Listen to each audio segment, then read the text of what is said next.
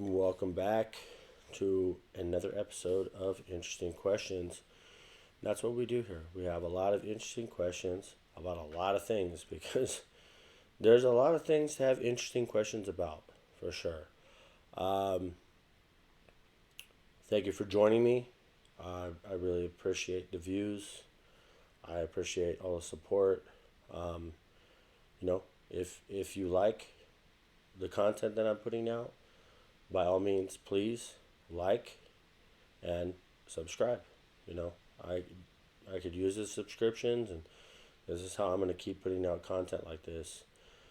Um, this video um, is about one of my favorite subjects, the very interesting subject, Area 51. Area 51 is extremely intriguing. You know, the whole Bob Lazar incident with Area 51, said he worked there, and S4, this restricted area that was part of Area 51. And, you know, like I said, it's a very intriguing subject to me. Hopefully you enjoy it as much as I do. And that's why I chose to do this video. This is actually based on a guy who literally did a really ballsy move and decided to fly his plane, I guess, over or around Area 51 and try to capture footage for his YouTube channel. So, you know, like, subscribe, share it, share the video, share it with friends and family. If you enjoy my commentary on this video, I'd really appreciate the like, the subscribe, and the share. But without further ado, let's go ahead and let's get to the video. So,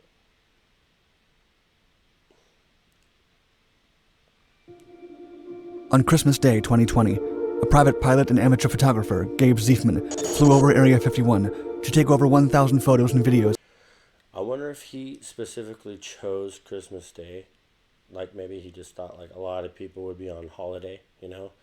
So, it's funny how the video starts out on Christmas Day. Like maybe he thought there would be less awareness on the base, and maybe that's why he chose this day. But, that just seems intriguing to me that he chose Christmas Day. For his YouTube channel. In some of the footage, a black triangle-shaped object can be seen lying inside an open-concept hangar. The triangle generated instant speculation. Is this bewildering shape nothing more than a trick of the eye? Or could it be a test plane that was retired 45 years ago? The answers to this intriguing mystery might be revealed soon. In the first 6 months of 2021, thanks to a clause in a COVID relief bill signed by the US President, the Pentagon and spy agencies are set to reveal everything they know about UFOs. The information release will finally shed light on many conspiracy theories surrounding the highly classified Area 51, including what peculiar objects are hidden inside the facility. I highly doubt that, but when it comes to government and it comes to a situation like this, and highly classified things that probably even the President of the United States is not even briefed on or aware of, I highly doubt that everything in Area 51 is going to be released. They may say that, but I doubt highly that will be the situation. But I mean, we'll see. We'll see how this pans out.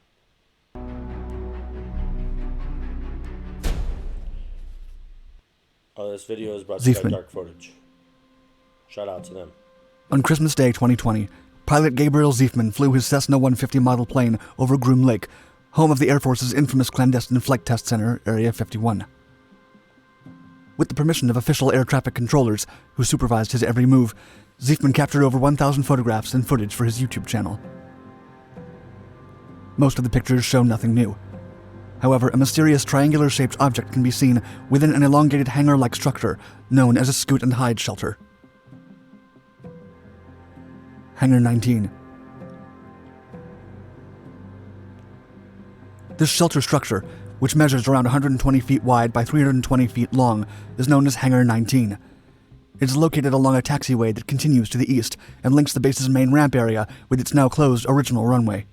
A smaller hangar operated at Area 51 in the 1980s. Over the following decades, it was remodeled, and its length eventually tripled. This remodeled hangar included enhancements such as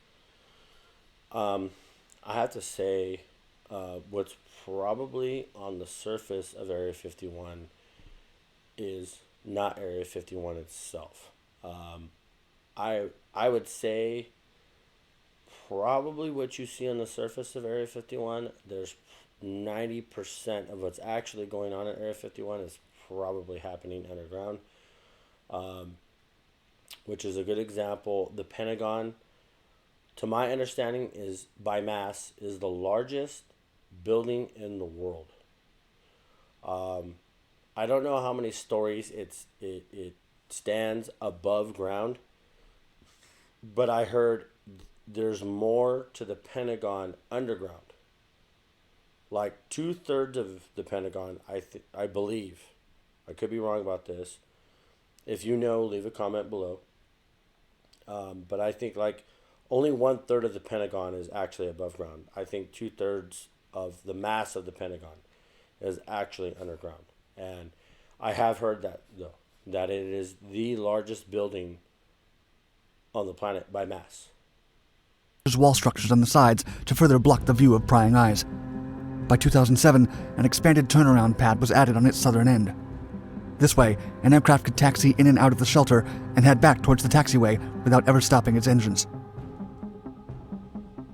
That same year, 4 antenna towers, which are clearly visible in Ziefman's photographs, were installed along the east side of Hangar 19.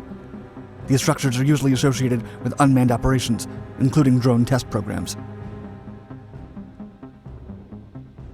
The triangle. The definition of the picture makes it difficult to discern precisely what the triangle-shaped object is. However, some believe that its frame resembles the now retired Martin Marietta X-24B aircraft. This plane was an American experimental aircraft developed from a joint United States Air Force and NASA program that focused on exploring the concept of hypersonic lifting body shapes. The program, which was canceled in the 1970s, explored unpowered aerial vehicle designs capable of flying back to Earth from space and landing on a traditional runway. The research eventually aided in the development of the American Space Shuttle. There are uncorroborated speculations that this NASA Air Force program morphed into a highly classified one, codenamed Copper Coast. According to multiple theories, the aircraft flew several secret missions out of Area 51 during the 1980s. Other people believe that the triangle-shaped Well, think of that. That program was functional in the 1980s. When in the 1960s, they were flying the SR-71 Blackbird, which, to our understanding, to my understanding, but I think publicly, is considered one of the fastest airplanes that ever existed. It could fly almost 2,200 miles an hour, but I've heard recently that like they have things that's like Mach 3. They're saying they got stuff that's like Mach 10. I don't know if they're unmanned aircraft. I would assume they probably are, considering that type of speed. I don't think a human being, because they said that the people who were operating the SR-71 Blackbird had to wear astronaut suits because they were flying at such high altitudes. So they had to wear an astronaut suit, and not just that, the cockpit, from the friction of the fluidity of the atmosphere, it caused so much friction and heat that it would heat up to like 170, 180 degrees inside the cockpit. So they had to wear these suits to keep their bodies cool, and also provide them oxygen. Object could be a damaged aircraft without proper landing gear, stored in the open concept shelter until it can be fixed or disposed of. Countdown to the truth. Since the inception of Area 51 in 1955, details of operations in this area have been deemed highly classified. This intense secrecy has led to hundreds of conspiracy theories, but we may be just about to find out what the object in Hangar 19 really is. In December 2020, President Donald Trump signed a $2.3 trillion COVID relief and government funding bill. In a clause included in the bill, all federal agencies must publish a report within the first 6 months of the year. The Senate Intelligence Committee, chaired by Senator Marco Rubio, requested the report to include a detailed analysis of unidentified phenomena data in Area 51's restricted U.S. airspace. The federal government must also release data and intelligence collected by the Office of Naval Intelligence. Moreover, the report must contain a thorough analysis of potential threats posed by, quote, What does that have to do with COVID? I just think that's bizarre. A $2.3 trillion COVID relief bill. Like, I understand with the pandemic and stuff like that, you want to provide relief. We all had a lockdown. I know. I was an essential worker, so I had to go to work. But a lot of people were not supposed to go to work. Like, that was the whole purpose of it. So funding had to be provided. Relief had to be provided to prevent the economy from collapsing. I get that. I just don't know what any of this naval intelligence or these disclosures, what they have to do or why they were even in a COVID relief bill. But the government works in really funny ways, and this is a very good and prime example of that. unidentified aerial phenomena to national security, and an assessment of whether this unidentified aerial phenomena activity may be attributed to one or more foreign adversaries. The request comes less than a year after the Pentagon released 3 previously classified videos. The unsettling footage, filmed by American Navy pilots in 2004 and 2015, shows unidentified aerial phenomena. Until the information is made public, Hangar 19 will remain a mystery. Well, I mean, there was propaganda behind that too, because they were creating a space force. They were creating a space force, and they needed funding for that. So it makes you also think that $2.3 trillion, how much of that actually went to relief for COVID, and how much of that was actually appropriated to go towards why this was added into that bill. So you gotta kind of look at the shell game of, well, we're appropriating $2.3 trillion for a COVID relief fund. Well, 1.5 trillion of that is gonna go to these programs, right? And the other 800 billion is going to actually go to the relief fund. So it's a shell game, and that's that's how they appropriate funds and stuff. That moving money around under the guise that that money is going to go to this COVID relief fund, but then you have 5,000 earmarks in this bill that allows them to appropriate funding for these other projects and stuff, so on and so forth. But yeah, that's how government works. Whether it is a follow-up model of the Martin Marietta X-24 program or something else entirely, this odd triangle-shaped figure is just one of the hundreds of enigmas surrounding Area 51, itself an epitome of mystery for over 65 years. I'm more or less wondering what happened to the guy who filmed the stuff. I mean, is he still alive? Like on Christmas Day, he flew his plane over and he took a bunch of videos at Area 51. And I mean, is this guy all right? Is he still alive? Is he still with us? I think that's the more interesting question. With this video. But yeah, you got to tell people, oh, hey, we need money for this, or we need money to fight this, or we need money for that. And the money's always going to be appropriated for special interests.